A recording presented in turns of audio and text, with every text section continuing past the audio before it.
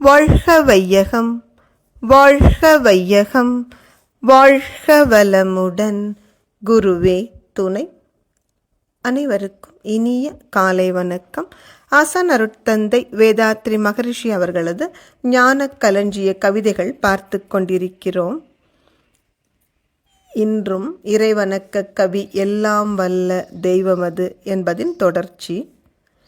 அவனின் இயக்கம் அணுவாற்றல், அணுவின் கூட்டு பக்குவம் நீ, அவனில்தான் நீ உன்னிலவன்.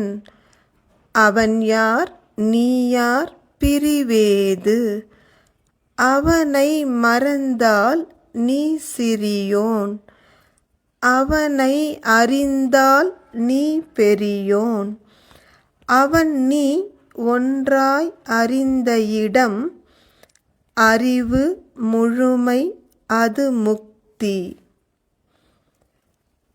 இந்த கவிதையில் இறைநிலை என்பது சுத்த வெளிதான். அந்த சுத்த வெளியினுடைய இயக்கம்தான் அணுவென்ற உயிரானது. அந்த அணுக்களுடைய கூட்டு பக்குவம்தான் மனிதர்கள் அனைவருமே. இந்த பஞ்சபூத கூட்டு தானே நம்முடைய பருவுடல். நிலம், நீர், நெருப்பு, காற்று, விண், இந்த 5 பௌதீக பிரிவுகளும் ஒரு இணக்கமான விகிதாச்சாரத்தில் கூடும் பொழுது, ஹோலிஸ்டிக் ப்ரப்போர்ஷன் என்றே அருட்தந்தை அதை குறிப்பிடுவார்கள். அப்படி அது இணைகிற பொழுதுதான் முதல் பௌதீக பிரிவான விண் அதற்குள் ஒரு சுற்றோட்டமாக ஓடி வரும் பொழுது அந்த விண்ணே உயிர் சக்தியாக இயங்குகின்றது. இப்படி அணுக்களின் கூட்டு பக்குவம்தான் அனைத்து ஜீவராசிகளும். இறைநிலையில்தான் நாம் இருக்கிறோம்.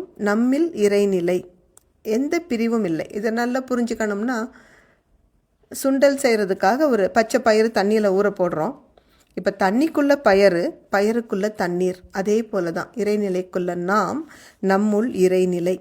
இந்த உண்மையை நாம் மறந்து உலக வாழ்க்கையில் மயங்கி இருக்கும் பொழுது நாம் சிறியவர்களாகிறோம். எப்பொழுது நாம் இந்த உண்மையை உணர்ந்து கொண்டு எது செய்தாலும் இறைநிலை நினைவோடு செய்கிறோமோ அப்பொழுது நாம் பெரியவர்கள் ஆகிறோம்.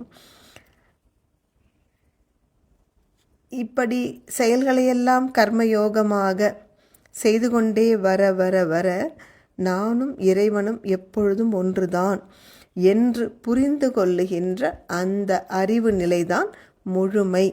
அதைத்தான் முக்தி, மோட்சம் என்றெல்லாம் சொல்கிறோம். இதைத்தான் நாம் பிரம்ம ஞானத்திலும் பெறுகிறோம். இறைநிலைதான் அனைத்து தோற்றங்களாகவும் அனைத்து ஜீவராசிகளாகவும் மலர்ந்திருக்கிறது என்ற பேருண்மை மறவாத நிலையே அறிவின் முழுமை. அனைவருக்கும் நன்றி. வாழ்க வளமுடன்.